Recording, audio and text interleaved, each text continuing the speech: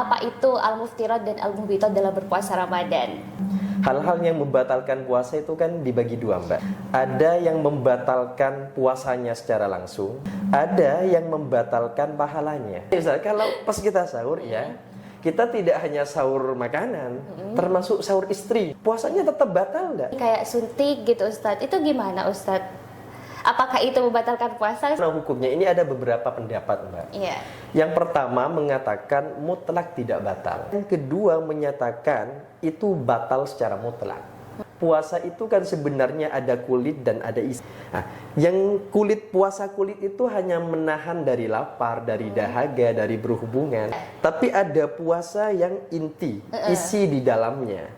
Ini berpuasa dari segala sesuatu yang tidak diridhoi oleh Allah. Nah, kadang ada tuh yang komen, nanti aja hujatnya pas waktu buka puasa. Itu gimana Ustaz? Ini yang dikatakan hanya memindah kebiasaan. Makanya berpuasa itu jangan hanya memindah kebiasaan. Justru yang dikatakan ghibah itu memang fakta. Kita menceritakan kekurangan orang, keburukan orang. Pokoknya menceritakan sesuatu yang tidak disukai oleh orang tersebut. Nah, kata Rasulullah, bahkan ada orang yang bangun-bangun malam itu justru tidak memperoleh apa-apa. Kecuali ya hanya begadang. Assalamualaikum warahmatullahi wabarakatuh. Selamat pagi menjelang siang, Taretan Madura kembali hadir gitu ya di podcast talk show episode kedua pada tanggal 26 Februari 2026. Dan tentunya Devi nggak sendirian di sini ya, karena ada Ustadz gitu ya yang akan memberikan ilmunya kepada kita pada pagi hari ini, yaitu Ustadz Rudi Hartono SPDI selaku Ketua Tanfidiyah MWC NU Manding gitu ya Ustadz. Ya. Apa kabar Ustadz? Alhamdulillah baik. Alhamdulillah gitu ya. Dan untuk itu nih Taretan Madura gitu ya, di bulan puasa ini tentunya momen istimewa ya buat umat muslim. Dan tentunya kita perlu nih memahami aturan-aturan penting yang harus kita lakukan selama bulan puasa agar puasa kita tetap sah dan juga penuh berkah gitu ya Taretan. Dan tentunya kita di sini bakalan membahas seputar al-muftirat dan al-muhbitat dalam berpuasa Ramadan bersama Ustadz Rudi. Gini Ustadz, sebelum kita menyelam lebih dalam gitu ya tentang puasa gitu ya dan juga tema kali ini, kira-kira apa sih Ustadz, apa itu al-muftirat dan al-muhbitat dalam berpuasa Ramadan? Oh, iya Mbak. Assalamualaikum warahmatullahi wabarakatuh. Pendengar Madura FM dimanapun berada, tentu setiap kita ingin melakukan sesuatu, semuanya harus didasari dengan ilmu. Apapun harus diilmui, baik itu urusan dunia maupun urusan akhirat. Salah satunya dalam berpuasa. Maka semuanya harus kita pahami dulu ilmunya sebelum melakukannya. Maka syaratnya, rukunnya, termasuk hal-hal yang membatalkannya ini harus kita pahami agar puasa yang kita lakukan benar-benar berkualitas, benar-benar bisa mengantarkan kita sebagaimana firman Allah di ujung ayat itu, puasa itu ternyata la'allakum tattaqun, agar kita nantinya bisa mudah untuk bertakwa. Nah, itu harus kita pahami semuanya yang menjadi syarat, menjadi rukun, termasuk hal-hal yang membatalkannya. Itu yang diistilahkan dengan al-muftirat dan al-muhbitat. Hal-hal yang membatalkan puasa itu kan dibagi dua, Mbak. Iya. Ada yang membatalkan puasanya secara langsung, itu yang diistilahkan oleh ulama dengan al-muftirat. Ada yang membatalkan pahalanya. Puasanya sah, namun pahalanya bisa berkurang atau bisa jadi malah minus nantinya. Nah, itu yang diistilahkan dengan al-muhbitat. Baik. Jadi kalau al-muftirat itu adalah hal-hal yang membatalkan puasa, sedangkan al-muhbitat adalah hal-hal yang mengurangi pahala puasa kita, bahkan bisa membatalkan puasa kita ya Ustadz. Membatalkan pahalanya. Oh, membatalkan pahalanya. Oke.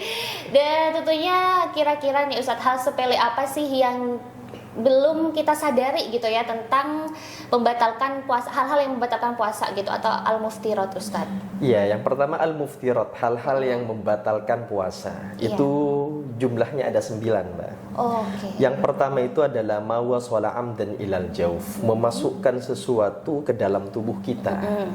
Tapi itu yang membatalkan ketika melalui manfaat maftuh, lubang itu? tembus, Oh, lubang oke. tembus. Ini ada 5, ada mulut, ada hidung, Iya. ada telinga, lalu ada lubang kubul dan dubur. Nah, ketika kita memasukkan sesuatu ke dalam tubuh kita melalui 5 lubang tersebut, maka otomatis puasa kita itu batal. Oh, oke. Walaupun ini ada batasan-batasannya loh, Iya, Mbak. iya. Apa itu, Ustadz? Coba di mulut. Ini yang membatalkan itu kan ketika menelan sebenarnya. Iya. Bukan hanya memasukkan. Makanya kalau kita puasa, lihat es batu, ini kok panas ya, terik matahari. Iya. Ingin dingin, ingin adem, ternyata ngambil es batu lalu dimasukkan ke mulut. Apakah ini membatalkan? Belum. Selama tidak ditelan, Iya. maka itu tidak membatalkan. Oke. Mungkin ngambil permen karena oh ini permen enak ini Son. Tapi cuman dimasukkan nggak ditelan, ini tidak membatalkan. Karena yang membatalkan ketika kita memasukkan sesuatu ke mulut kita itu sampai ke makhraj ha. Di tenggorokan ini kan ada tenggorokan bagian bawah, bagian tengah dan bagian Iya, atas. Ustadz. Salah satunya kalau bagian bawah kan makhrajnya itu seperti ha itu ya. Ha di tengah, kho di atas. Maka ketika sudah sampai ke makhraj ha itu membatalkan. Tapi sebelum itu tidak. Oh, oke. Sebelum itu tidak. Ini untuk yang di mulut. Iya. Lalu bagaimana? Contoh ada yang nanya, bagaimana kalau kita kumur-kumur pas wudu? Ternyata kok ketelan ini, gimana hukumnya? Kalau memang tidak sengaja ya nggak apa-apa. Oh. Karena berkumur-kumur itu memang diperintah. Beda lagi kalau seperti yang saya katakan barusan, Mbak. Ada es batu kita masukkan karena ingin dingin, tiba-tiba ada kucing gigit kaki kita. Kita kaget, ketelan itu es batu, maka itu batal. Kenapa? Karena itu tidak disyariatkan, tidak diperintah. Tapi kalau kumur-kumur aman, karena itu memang diperintah. Ini di mulut. Yang kedua, hidung. Di mana batasan hidung yang membatalkan? Batasan hidung yang membatalkan ketika kita memasukkan sesuatu hingga di lubang hidung yang ketika kita beristinsyak, kata orang Madura itu nyerku aing itu, Mbak. Iya. Itu terasa panas. Jadi kalau hanya bagian sini belum. Ngupil. Iya. Apakah itu membatalkan? Oh, belum. Karena masih belum sampai ke anggota ketika kita istinsyak itu merasa panas, belum sampai di situ. Ini yang hidung. Iya. Untuk yang di telinga di mana? Yang di telinga itu adalah ketika masuk ke dalam yang tidak bisa ditembus lagi dengan jari kelingking kita. Oke, Ustadz. Atau yang diistilahkan oleh orang Madura deng-gendengan gitu. Oh, Mbak. iya, iya. Jadi kalau pakai kelingking ini masih aman. Ngorek-ngorek telinga pakai gatel ini, pakai jari kelingking itu aman. Beda lagi kalau sudah pakai ketembat. Iya. Wah.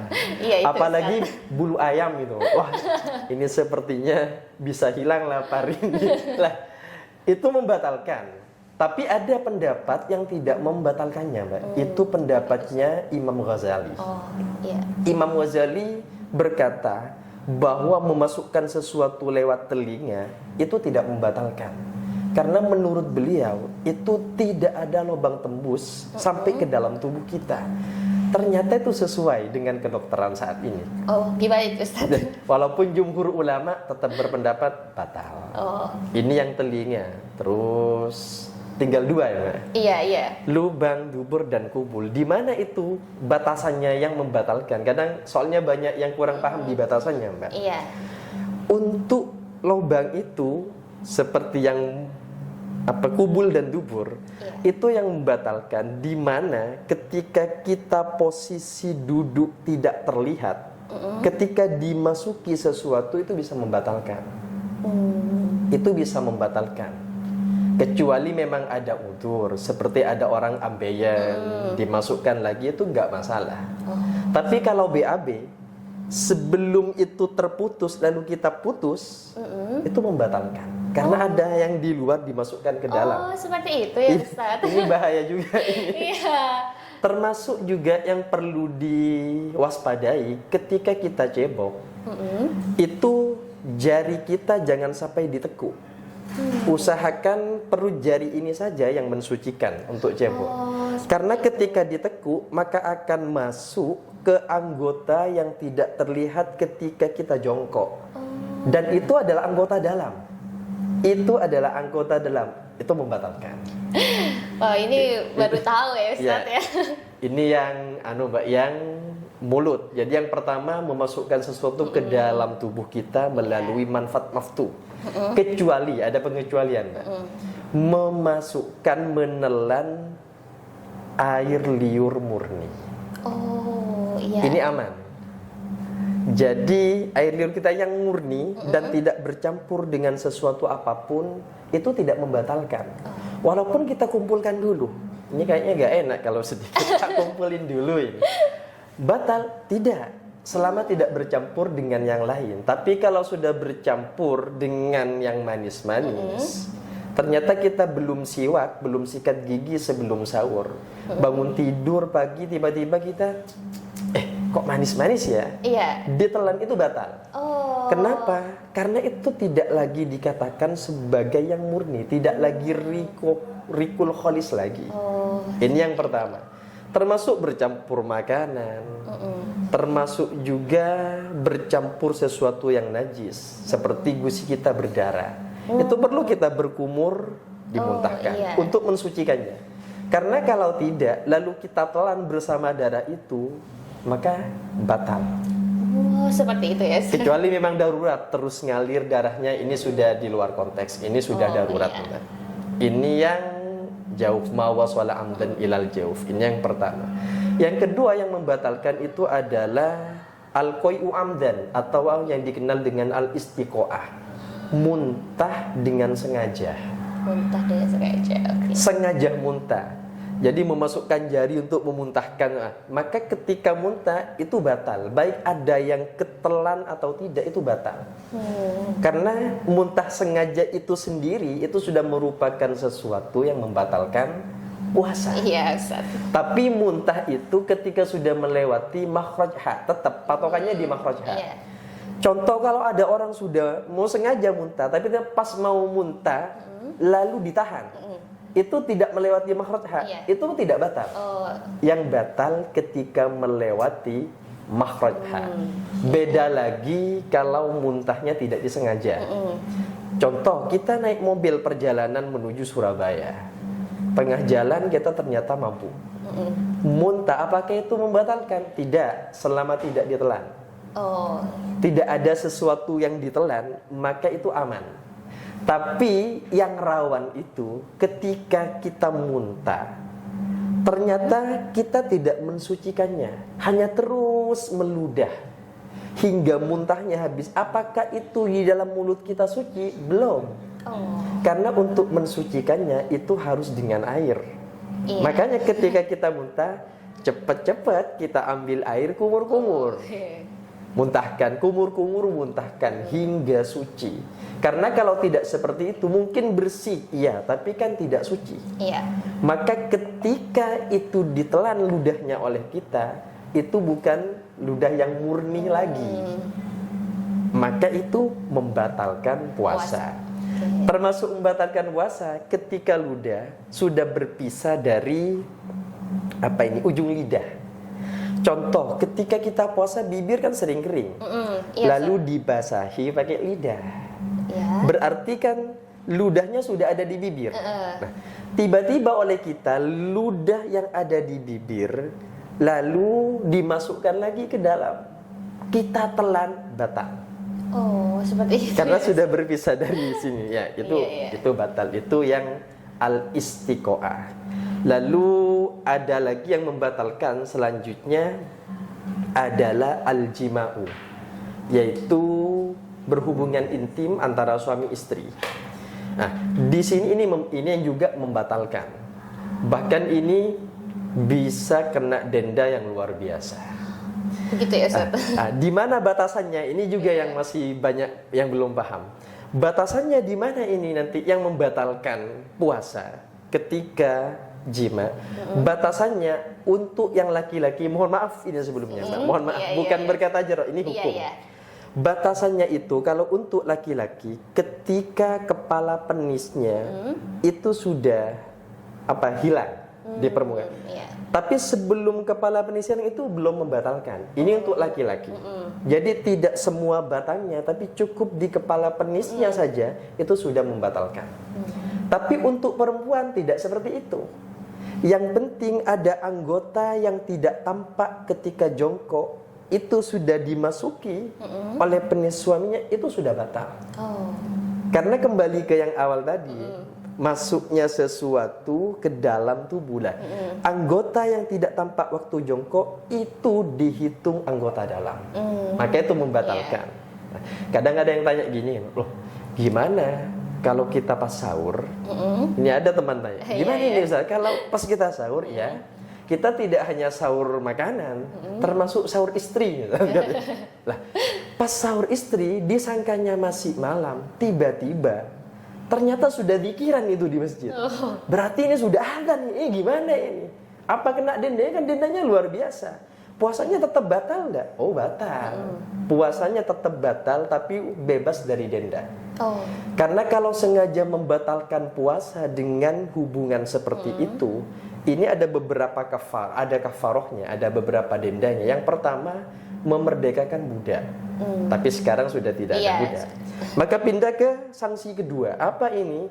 Berpuasa 2 bulan berturut-turut. Tidak boleh ada jeda. Walaupun karena udzur. Tinggal 1 hari, 60 hari. Ternyata pas hari terakhir ada udzur lalu batal, maka harus ulang dari awal. Waduh. Ini kan berat. Iya, berat.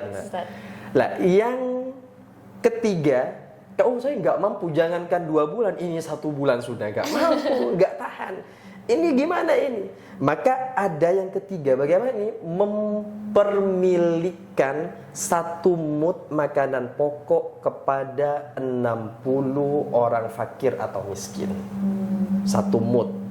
Ini 1 mud makanan bukan dikasihkan sudah matang, sudah masak, tapi mentahannya.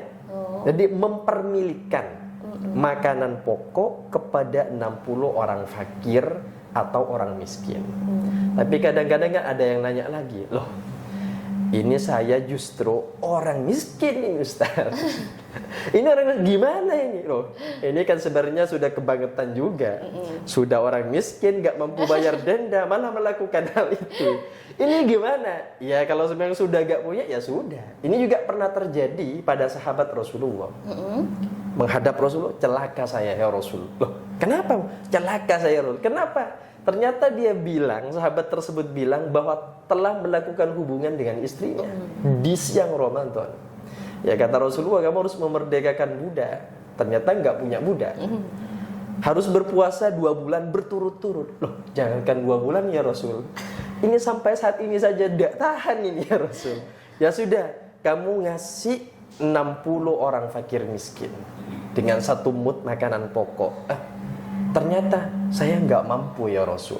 Akhirnya oleh Rasulullah dibungkuskan kurma. Dibungkuskan kurma, dikasihkan ke sahabatnya. Ya sudah, ini kamu bawa, kasihkan ke orang miskin di kampungmu. Sahabat itu masih bilang lagi ke Rasulullah, ya Rasul, saya ini paling miskin ya Rasul di kampung saya. Kata ya sudah, bawa pulang makan kamu sama keluarganya. Ini hukum Islam kan luar biasa ya, Pak. Hukum Islam. Namun yang kena sanksi itu bukan istri tapi suami. Karena bagaimanapun kalau suami nggak mau nggak akan terjadi. Makanya yang kena sanksi itu suami, Mbak. Kedua, tak urut ini yang Mbak. Yang ketiga itu inzal, mengeluarkan sperma, mengeluarkan mani. Mengeluarkan baik dengan tangannya sendiri atau tangan istrinya, maka itu membatalkan puasa. Itu membatalkan puasa baik dengan cara yang halal, pakai tangan istrinya atau pakai tangannya sendiri. Ini sudah haram ini. Maka itu membatalkan.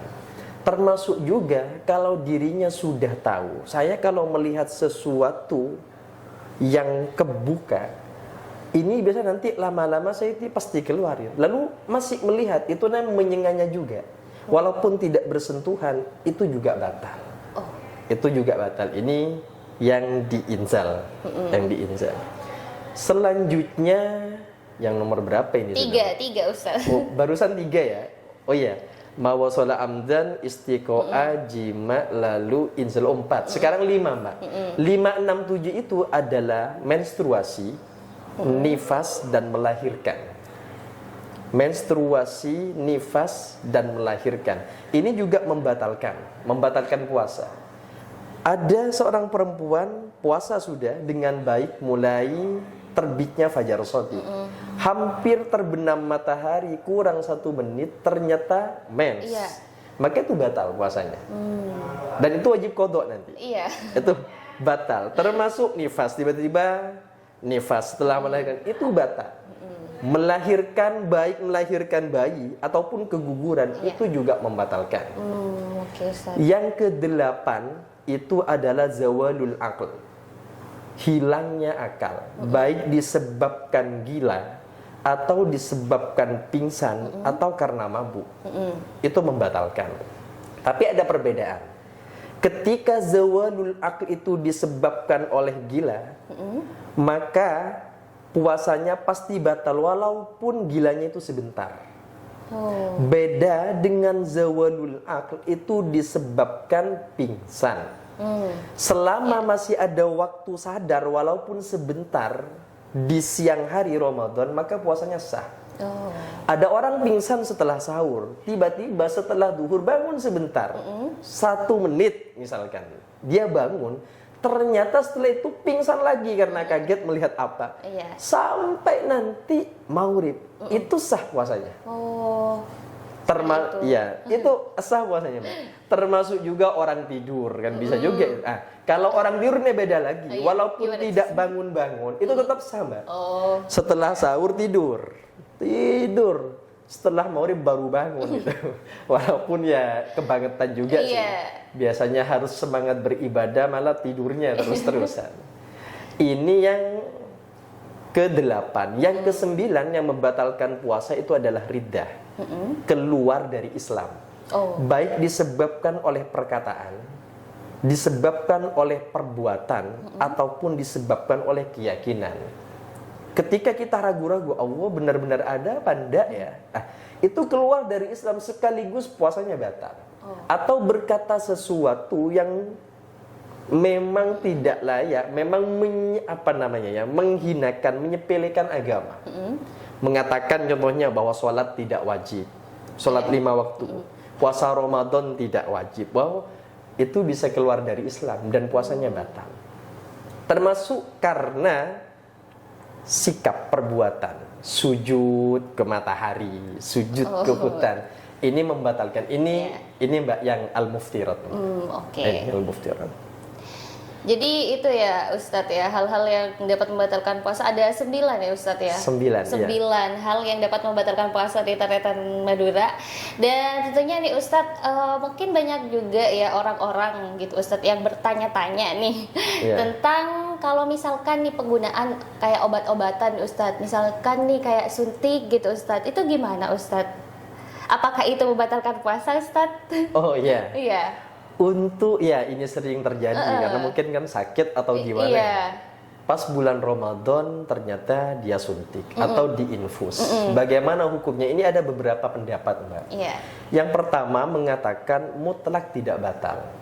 Dengan alasan memasukkan sesuatu ke dalam tubuh tidak melalui salah satu dari 5 lubang yang saya sebutkan tadi.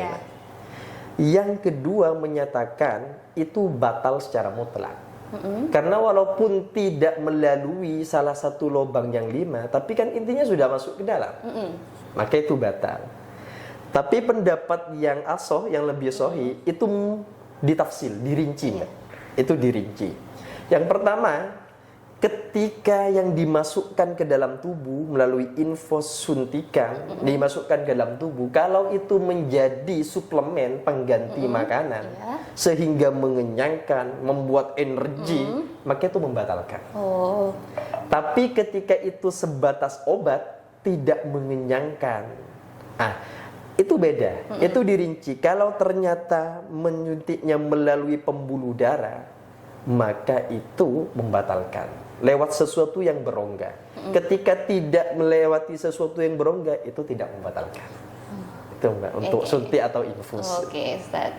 Jadi dibagi menjadi dua gitu ya Ustaz. Ada yang membatalkan, ada juga yang berpendapat bahwa ini agak batal gitu ya Ustaz. Dan tentunya juga ini Ustaz, kayak misalkan penggunaan inhaler tuh Ustaz, gimana tuh Ustaz?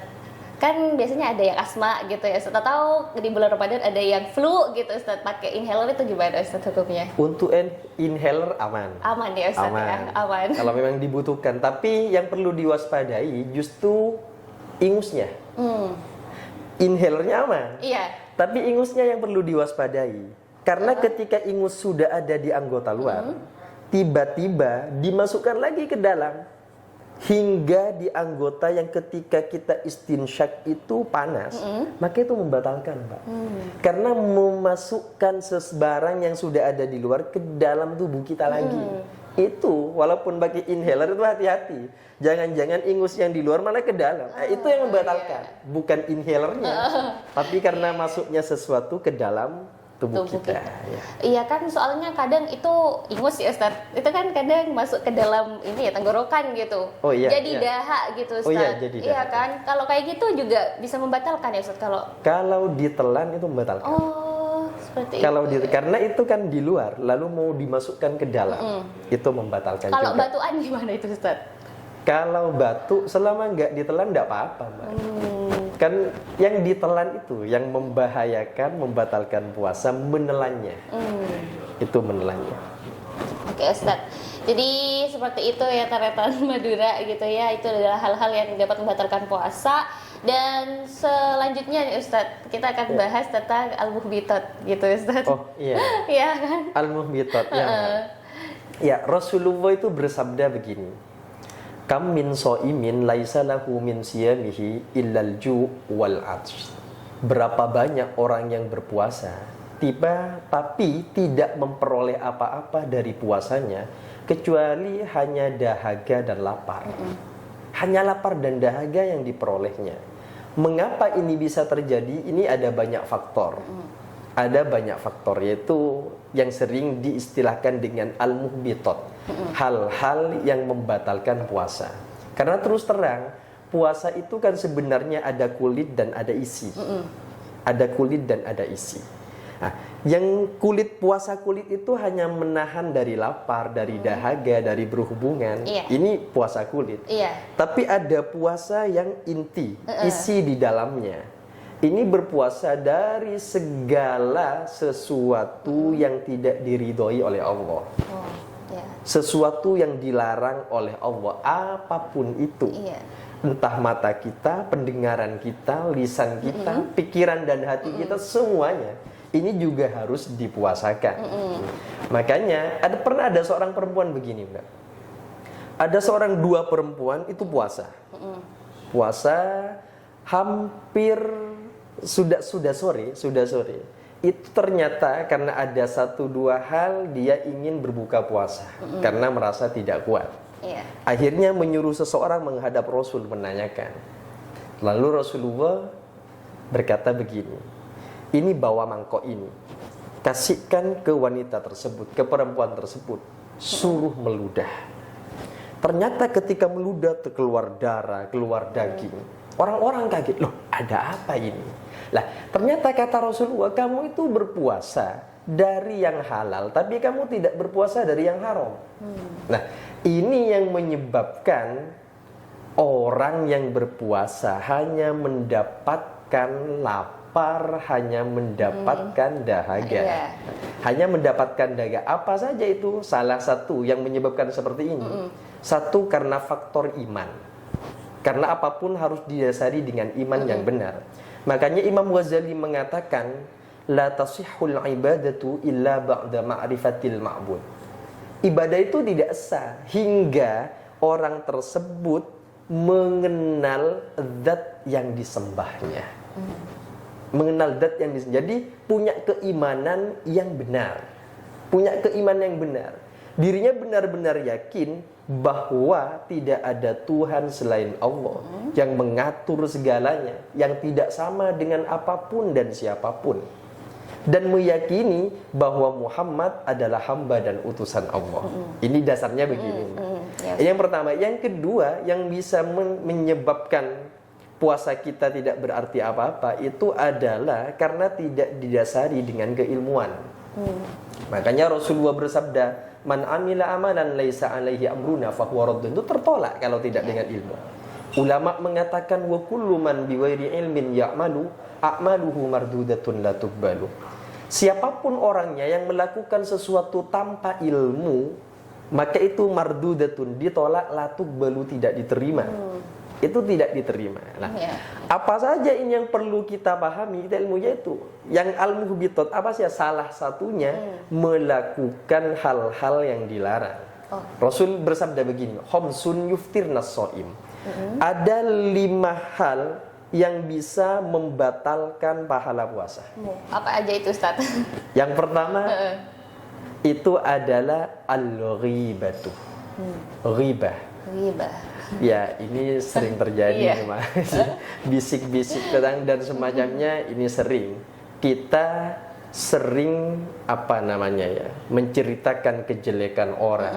Nah, ini justru akan mengurangi pahala puasa kita.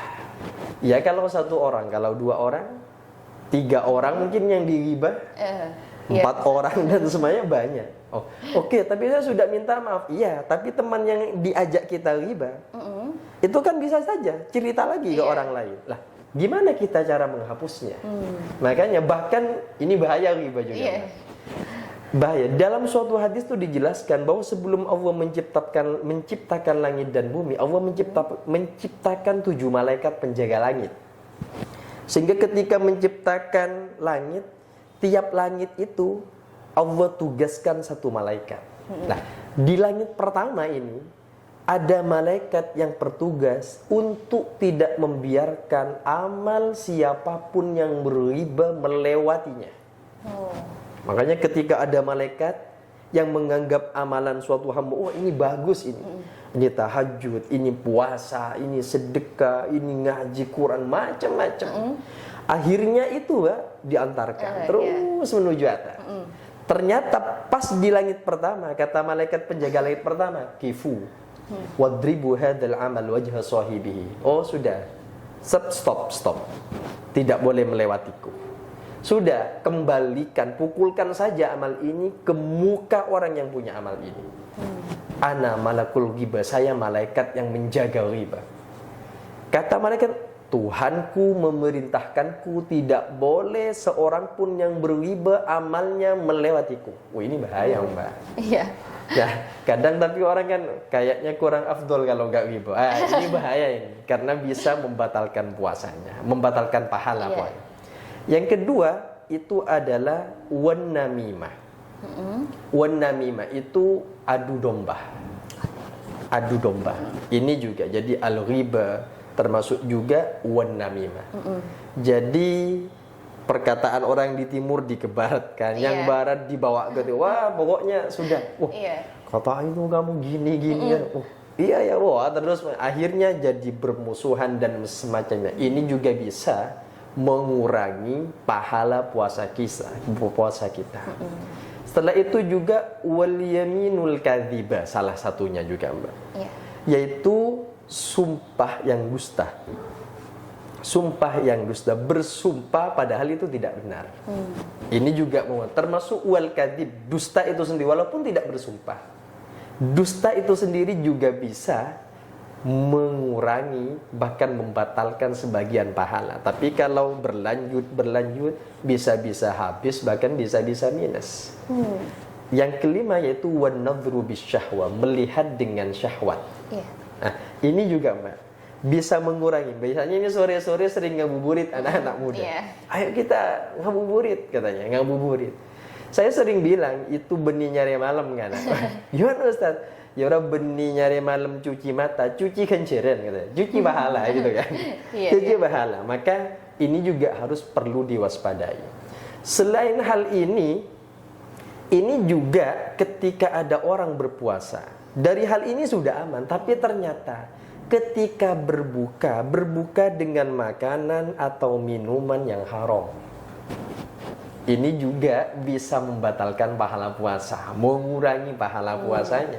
Dari yang halal saja disuruh puasa, kok malah berbuka dari yang haram. Ini kan aneh ini. Padahal makanannya sendiri, minumannya sendiri disuruh tahan.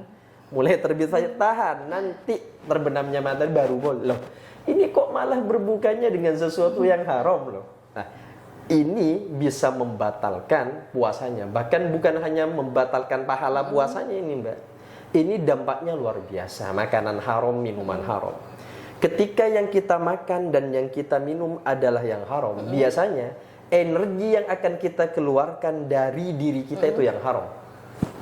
Akhirnya nanti kalau yang dimakan yang haram, yang diminum yang haram, itu bisa dampaknya nanti akan berkeinginan yang haram. Akan berpikir yang haram, melihat yang haram, mendengarkan yang haram, berkata-kata yang haram. Dari mana timbulnya? Salah satunya dari makanan dan minuman.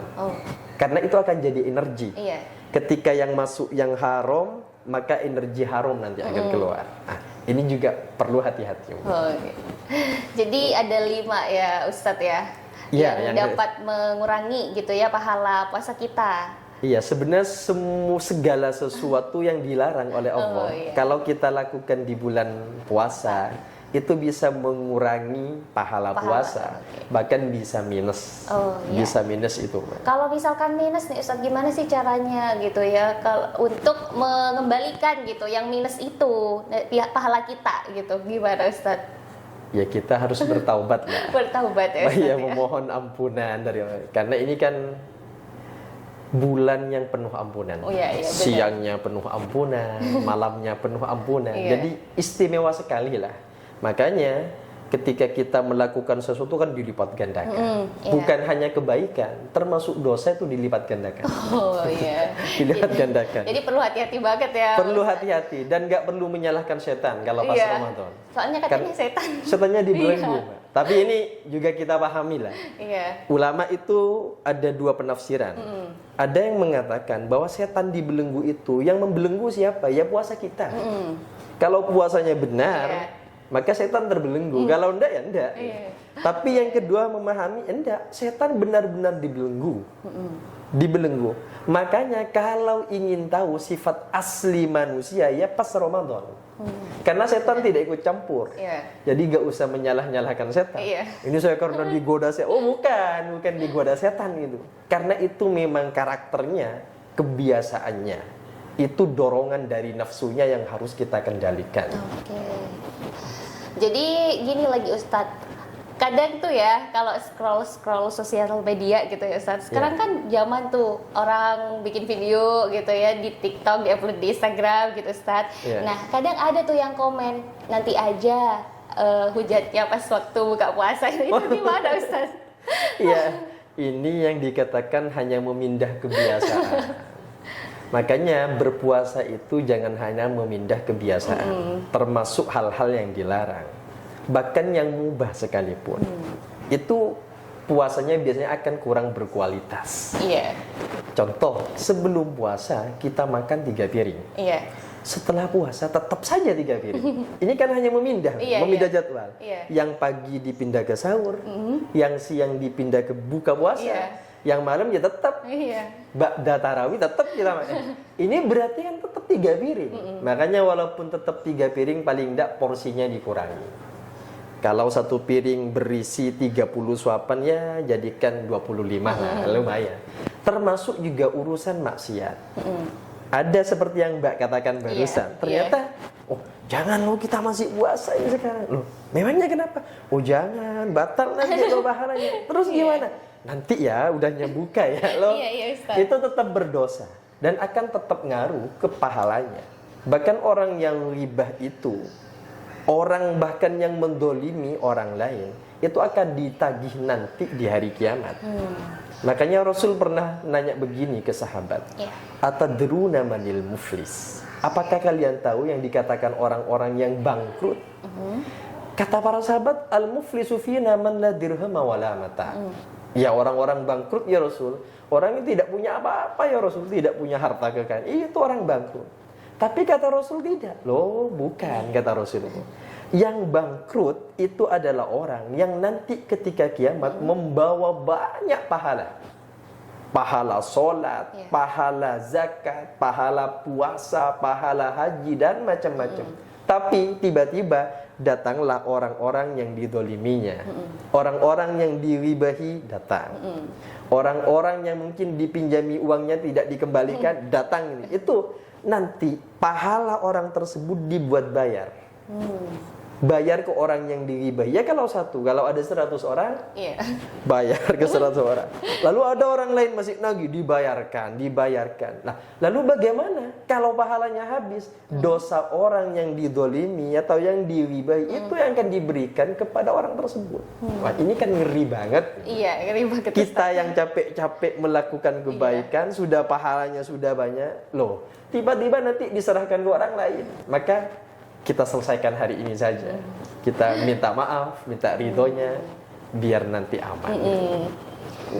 Ini kan masih di hari ke-8 Ramadan ya Ustaz ya. Masih awal-awal, jadi masih bisa lah ya untuk diperbaiki ya Ustaz. Lagunya, masih gitu. Banyak ini waktu untuk memperbaiki. Masih banyak waktunya.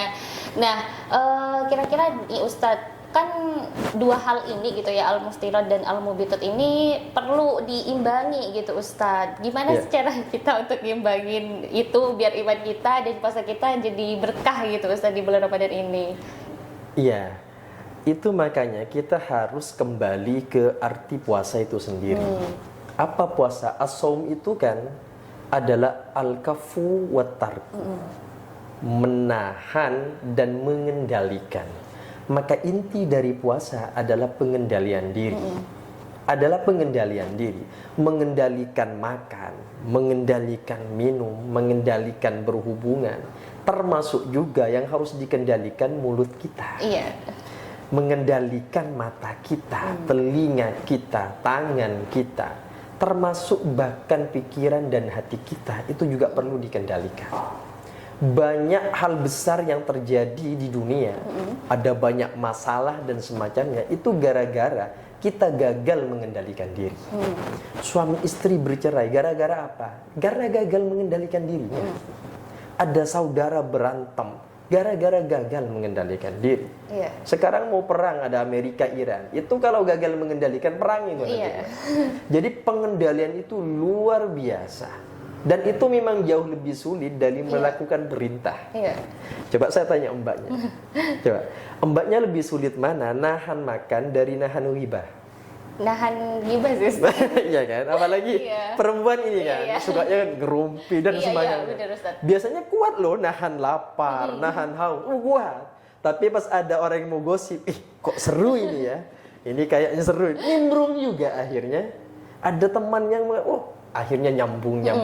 Itu ternyata lebih sulit. Lebih sulit meninggalkan daripada melakukan. Makanya ada para ulama dulu berkumpul di rumahnya Hasan Al-Basri. Berkumpul semua ulama. Ketika berkumpul semuanya itu ada orang yang bertanya, ibadah apa yang paling afdal? Akhirnya para ulama itu sepakat bahwa yang afdol ya ibadah malam lah, sholat malam, baca Quran, macam-macam. Tapi ada satu ulama mengatakan, menurutku tidak. Ibadah yang paling afdol menurutku adalah tarkul ma'asi, meninggalkan maksiat. Imam Hasan Basri mengurutkan dahinya, loh ini kok beda ya? Tapi setelah itu beliau terus senyum, oh benar. Karena sebanyak apapun kita ibadah, kalau tidak diimbangi dengan mengendalikan diri, dengan tidak melakukan kemaksiatan, habis juga pahala kita. Malamnya kita ibadah semalam suntuk, paginya orang sekampung habis kita rasan-rasan. Wah, habis juga itu nanti pahalanya itu. Makanya guru-guru kita sering mengatakan sesuatu yang cepat membawa kita wusul kepada Allah itu bukan dengan memperbanyak ibadah. Mayoritas orang-orang wusul kepada Allah itu dengan mengendalikan diri, meninggalkan tidak melakukan maksiat, mengendalikan diri untuk tidak menyakiti orang lain, menjaga perasaan orang lain, menghormati orang lain, tidak memandang orang lain dengan hina. Nah, ini justru yang bisa cepat membawa kita wusul kepada Allah. Makanya benar harus diimbangi. Jadi ada kulit, ada isi. Tapi kalau ini ngomong-ngomong, Mbak, kalau Mbaknya dikasih tawaran mau milih kulit apa isi, Mbak? Milih isi sih, Ustaz. Milih isi, ya benar. Karena benar-benar, Mbak. Kalau milih isi harus lewat kulit. Karena kulitnya harus kita lalui. Tapi kalau milih kulit, maka isinya nggak akan kita dapatkan. Karena ketika kita memperoleh kulit sudah merasa puas. Tapi kalau milih isi, mau tidak mau, kulit harus kita lewati dulu. Benar, Ustaz.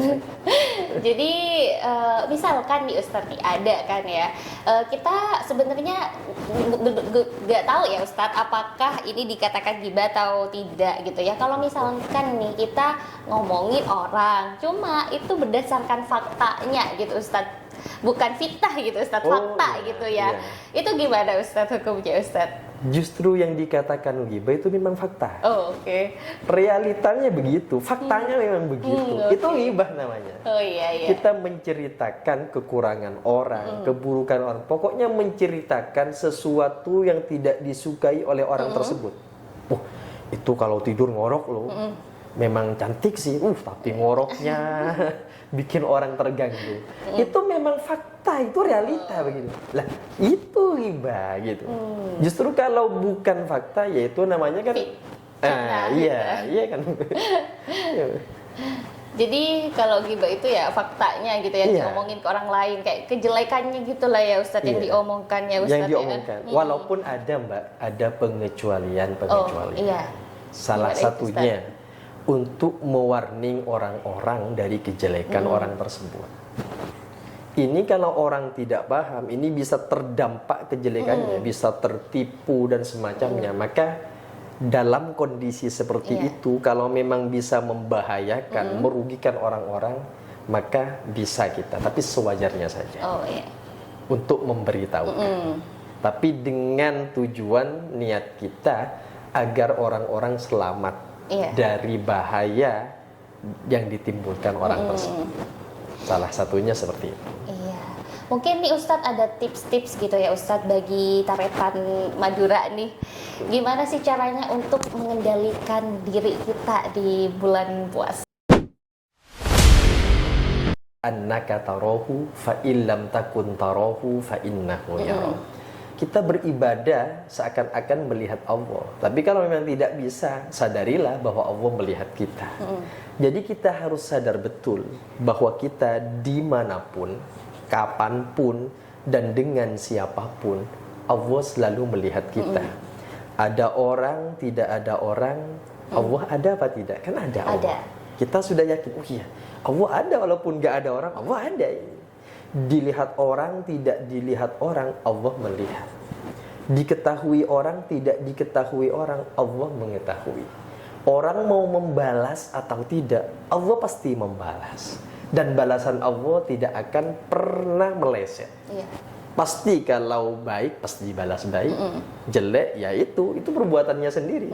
Man amila soliham falinafsi, wa man asa'a fa'alaiha. Wa ma rabbuka bidzallamin lil abid. Ya sudah, itu memang dampak dari perbuatannya sendiri-sendiri. Ketika kita mampu menghadirkan Allah seperti itu, Mbak, selalu merasa dilihat Allah, selalu merasa ada Allah, selalu merasa diketahui Allah, apapun yang kita lakukan pasti dibalas, kita pasti akan berhati-hati. Sama dengan kita kerja kepada seseorang, lalu orangnya nungguin kita, melototin kita terus. Kita pasti akan kerja dengan kerja terbaik, gitu, Mbak. Dilihat sama orang yang mau bekerja, itu pasti, ini harus baik. Lah, Allah itu seperti itu. Bahkan sudah ada waskatnya, Mbak, pengawasan malaikat itu. Nah, jadi bukannya seperti kamera ini. Iya. Itu waskat itu malaikat, wah luar biasa itu. Kemanapun, dimanapun, wah itu semua terus terpantau. Iya. Jadi kalau misalkan kita ini ya Ustadz melakukan hal-hal yang dapat mengurangi pahala kita di bulan Ramadan ini, pasti puasa kita bakal sia-sia ya Ustadz ya. Ya bisa sia-sia. Iya, ya. Bahkan bukan hanya puasa, kata Rasulullah, bahkan ada orang yang bangun-bangun malam itu justru tidak memperoleh apa-apa, kecuali ya hanya begadang saja. Iya, hanya lelah saja. Hanya Tidak, lelah ya. saja. Puasa bisa hanya haus, bisa hanya dahaga. Makanya ada hadis begini juga, Mbak. Iya. Ketika ada orang puasa tapi tidak meninggalkan perkataan yang jelek, yang kotor, malam yada qaula zur wal amala bihi, kata Rasulullah, falaisa lillahi hajatun fi ayyad'a ta'amahu wa syaraba. Kalau ada orang berpuasa ternyata masih berkata-kata yang kotor, melakukan yang sia-sia dan semacamnya, kata Rasulullah, Allah tidak butuh sama sekali terhadap lapar dan dahaganya, terhadap dirinya yang sudah berusaha meninggalkan makan dan minum. Allah tidak butuh itu ketika kita masih melakukan sesuatu yang dilarang. Karena dari yang halal saja disuruh berpuasa, Iya. kok malah iya kan, Iya. melakukan yang dilarang gitu. Gitu ya Ustadz. Tentunya banyak pelajaran yang bisa diambil di hari ini gitu ya, di podcast kali ini ya Ustadz, bersama Ustadz Rudi tentunya. Dan mungkin ada pesan-pesan nih kepada Taretan Madura Ustadz, biar puasanya lebih semangat lagi dan lebih bermakna gitu di tahun ini tentunya. Ya, pesan saya simpel ini Mbak. Iya, iya. Untuk pendengar Madura FM, Taretan Madura ini Iya, ya. Taretan Madura. Taretan Madura. Jadi, ayolah kita fokus dalam puasa ini untuk ridho Allah Subhanahu wa taala. Dalam berpuasa kita fokus ke inti, karena ketika fokus ke inti seperti yang saya katakan Iya. tadi, itu akan melewati kulit. Syarat, rukun dan yang membatalkan semuanya akan kita penuhi. Yang membatalkan akan kita jauhi. Lah, apa di situ? Pengendalian diri. Jadi inti dari puasa adalah pengendalian diri. Iya. Dengan kita bisa mengendalikan diri, akan ada banyak perubahan istimewa yang akan kita dapatkan. Makanya ayat Quran itu Allah berfirman begini dalam Al-Quran, Mbak. Fala ta'lamu nafsum ma ukhfiya lahum min qurrati a'yun jazaa'an bima kanu ya'malun. Seseorang tidak akan tahu nikmat apa, macam-macam nikmat apa yang luar biasa yang akan diberikan kepada orang-orang yang melakukan kebaikan. Wakila dikatakan ulama itu adalah asyam, adalah puasa. Akan ada anugerah yang luar biasa. Setelah keluar Ramadan, kita itu bisa menjadi makhluk lain lah, bisa dikatakan seperti itu. Sebagaimana ulat yang bisa menjadi kupu-kupu. Jadi harus seperti itulah kita. Iya. Kita yang sebelumnya mungkin biasa menyakiti orang, maka setelah puasa sudah kita stop. Nanti setelah berpuasa keluar dari Ramadan, kita bukan lagi mengeluarkan kata-kata yang menyakitkan, Iya. tapi yang menyenangkan. Iya, betul. Melihat orang bukan dengan pandangan hina, tapi dengan pandangan mulia, Iya. dengan kasih sayang. Termasuk semua yang ada dalam diri kita itu tidak lagi menjadi gangguan kepada orang lain, Iya. tapi menjadi sesuatu yang ditunggu-tunggu oleh orang lain. Maka pesan saya, ketika kita berpuasa mulai hari ini, harus kita berusaha mengendalikan diri dengan sebaik-baiknya.